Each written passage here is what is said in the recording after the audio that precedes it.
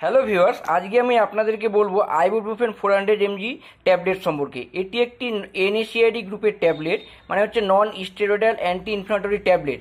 এটি আমরা pain killer হিসেবে ইউজ করে থাকি।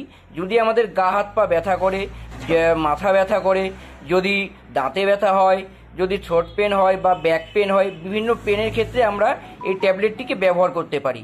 এই ট্যাবলেটটি আমরা যে ডোজ আছে সেটি হচ্ছে একটি করে ট্যাবলেট দিনে দুবার আমরা খেতে পারি। তবে যদি কারো ব্যথা খুব বেশি হয় তাহলে আমরা একটি করে ট্যাবলেট দিনে 3বার পর্যন্ত খেতে পারি।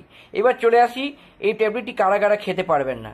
যদি কারো কিডনির সমস্যা থাকে বা লিভারের সমস্যা থাকে, পেটে যদি কারো আলসার থাকে, তাহলে সেসব ক্ষেত্রে এই ট্যাবলেটটি খাওয়া কিন্তু যায় না, বা ডাক্তারের পরামর্শ নিয়ে তারপরে খাওয়া উচিত।